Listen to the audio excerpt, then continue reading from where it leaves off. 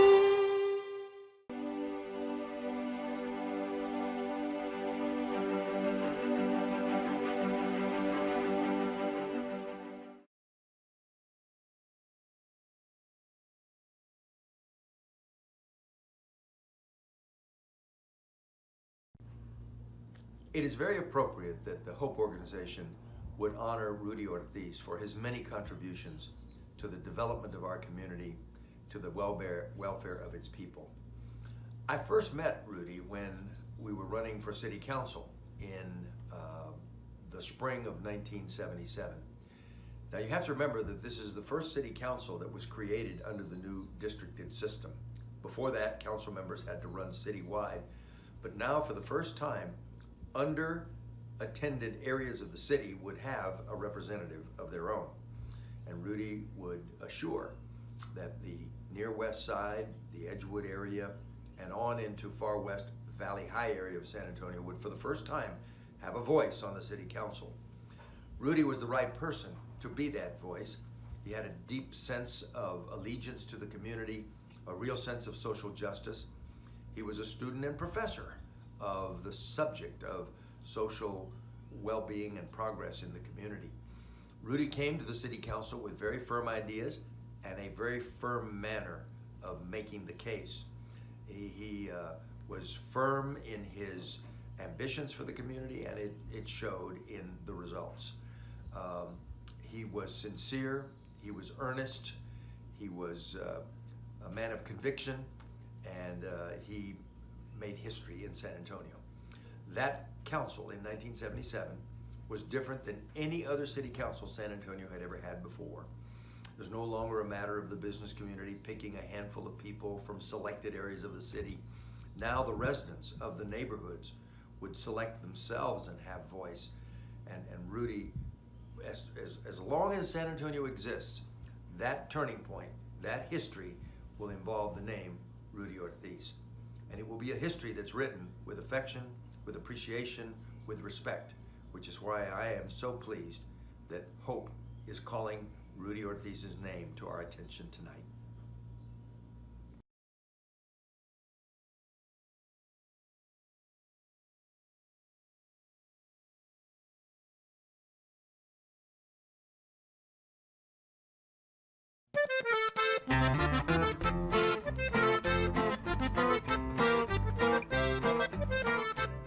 Hope is proud to present the 2019 Tribute to Hispanic Heritage honorees. Tonight, we present to you 7 of San Antonio's finest. The honorees explain their philosophy for success. We begin with a business honoree. My philosophy for success is something I leave my daughters with every single day. Every day before school or when our day is getting started, I tell them to be strong, smart, and kind. Strong in that not everything's going to be easy. We're going to have our setbacks, but you get yourself back up and try again. Smart in the decisions that they make, to always use their head, and most importantly, to be kind to each other and look out for each other. The advice I would give the students is to be resilient. There's going to be setbacks that's going to happen, but it's about you picking yourself up, dusting yourself off, and keep going and keep persevering. Well, I think that the thing that most stands out for me is I'm very tenacious. Once I focus in on something, I stay pretty laser sharp on that. And that has been my way of staying with the issue of domestic violence for, gosh, since 1979. I've been doing this work. And I made it my life's work. So I knew that I had to be strong, rooted, confident, coming from a strong identity. And so it was all about preparedness for that. We have to realize that we come from a world of walking wounded, and the way that you overcome that woundedness is healing and taking care of yourself. And for me, that was my investment, was healing from my woundedness, taking it on as an investment for my work, and doing whatever it took to overcome whatever balls and chains I lugged around with me that I didn't need to lug around. And so I would recommend that whatever work, career, path of life you choose is be prepared. Take care of yourself first. Heal your woundedness. It'll give you strength. It'll ground you. It'll root you. Know who you are. Learn who you are, where you've come from, what's your history, what are your roots. Develop your identity and be proud. Be proud. One of the things that my mom used to repeat to all of us growing up was a saying in Spanish that says, "Dime con quién andas y te diré quién eres." And that translates into whoever you hang around with identifies you and the type of person you are. And so that has always stuck with me.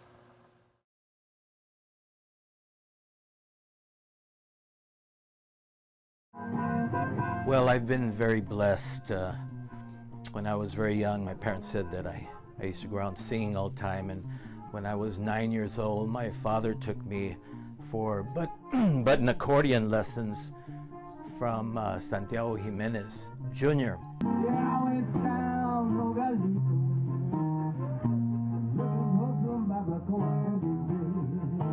And I played with his conjunto when I was young. From about 11 to 13 years old, I was drumming with Santiago Jimenez Jr. y su conjunto, and that was important for me. It was like the basis of my artistic and musical career.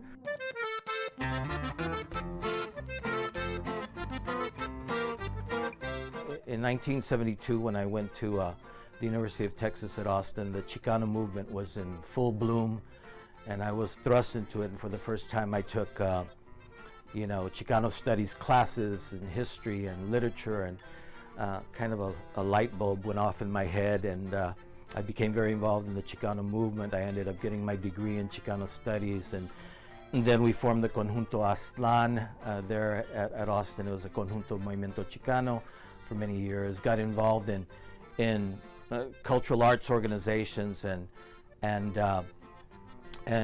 on organizing arts and literary and musical events in the community there.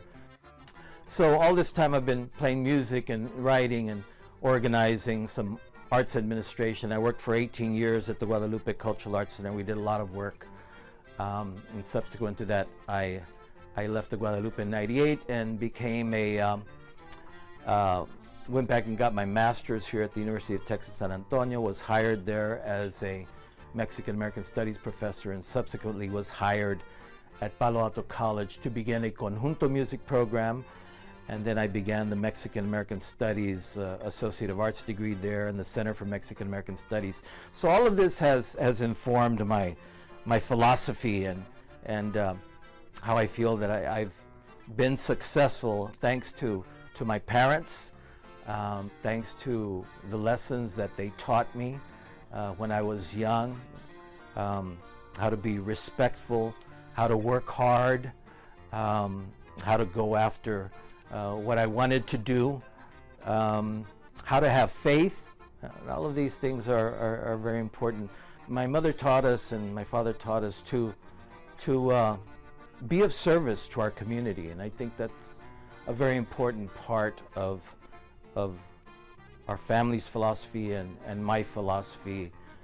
You say for success, and I think it's just a philosophy of life, to work hard, to be respectful, and to be of service to our communities. So trying to do the best I can, trying to be a good human being, a better human being, and do good work in service of our people and all of humanity.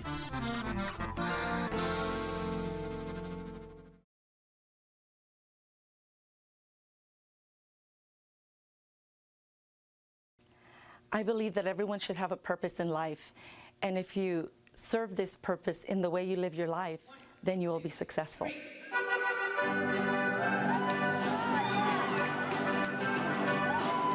I have known from an early age that my purpose was to help improve other people's lives. This philosophy grew directly from the influence of my parents and my entire family. My 5 siblings and I were raised to be honest, hardworking, dedicated to our Catholic faith, and dedicated to giving of our time and talent to our church and community. Music was always a part of my life growing up, since both parents were musicians. My father played accordion in a conjunto with my mom's 3 brothers. And as I witnessed their dedication to perfecting their music, I learned to respect the persistence, teamwork, and commitment to performing their best that led them to be successful for many years. After high school, I enrolled at San Antonio College to pursue a degree in education and music. And I had the opportunity of performing with the SAC Mariachi for a few years, and then I transferred to Texas University to complete my education degree.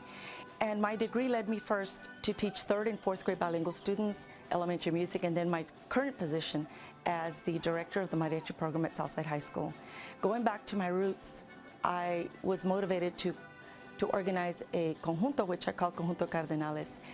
The success of these 2 ensembles is because of my guidance to help my students understand how important dedication, persistence, and determination to perfecting their skills, as well as knowing how to work as a team, is one of the most important qualities as a musician, and also encouraging them to pass all of their academic courses as well. I hope my legacy will be to inspire others to find a worthy purpose and work to fulfill it in their lives.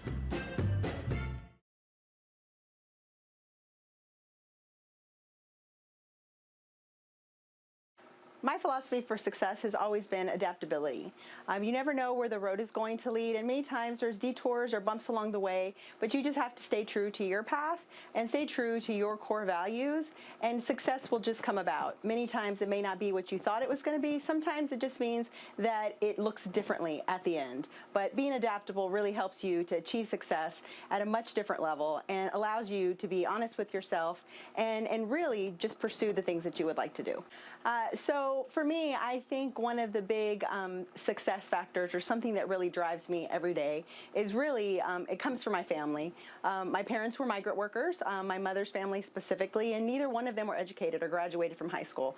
And so for many years, what I've always been striving to do is just to make them proud, but more importantly, to allow others to see that it doesn't matter how much education or how much knowledge you have. You can continue to succeed, to strive, to do better, and more importantly, your success really is defined by you and your family, and so a lot of what I do and what I'm driven by is really that foundation that was established by my parents, that although they may not have been educated in a school setting, they were very smart, they were savvy, they were entrepreneurs in their own way, and that really has led the way for me. My favorite quote is by the great Dr. Seuss, who is my favorite philosopher, and he says, you have a brain in your head and 2 feet in your shoes, and you get to steer yourself in any direction you choose. And that is definitely what I've lived my life by. And I continue to try to do in all the work that I do, both at HEB and also in the community.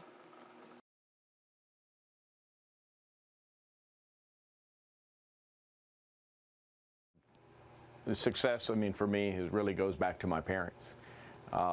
Both my parents being immigrants from Mexico, my father with a 3rd grade education.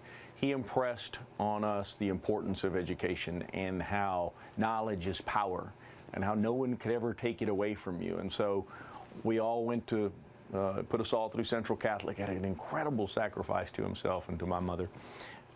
Went on after that we paid for our own colleges. I paid for college, and I was the one that went on to law school and paid for that. And so it has not been without its challenges, but I think it's that story of many of us that are sons and daughters of immigrants that come here with that notion of working hard.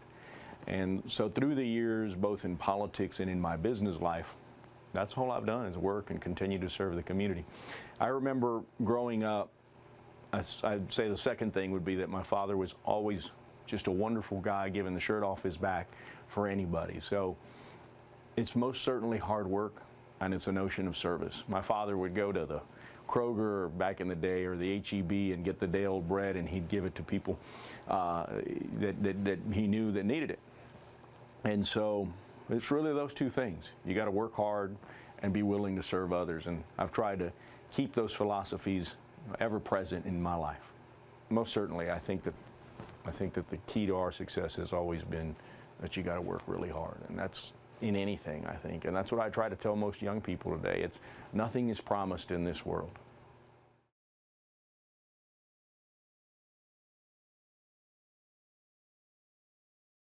My father meant the world to me. You know, he was a leader both in the community and everything that he did for our family. He served during the Vietnam era. Of course, after his military service during the Vietnam time, he transitioned and used a GI Bill to get his education. He was one of the first in our family to graduate from college. He ran for office and he won for District 6. He became a representative of District 6, living in that community and representing for the people.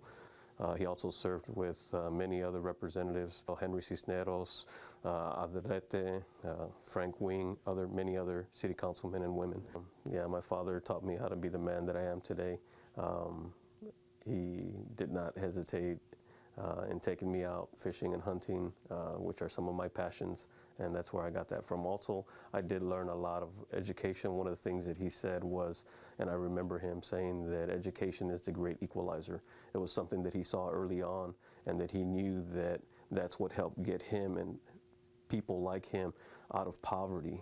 If my father was here today, he would tell you, stay in school, keep your education as a main priority, get your degrees, move forward with your professional lives, be everything that you possibly can be, start a new beginning.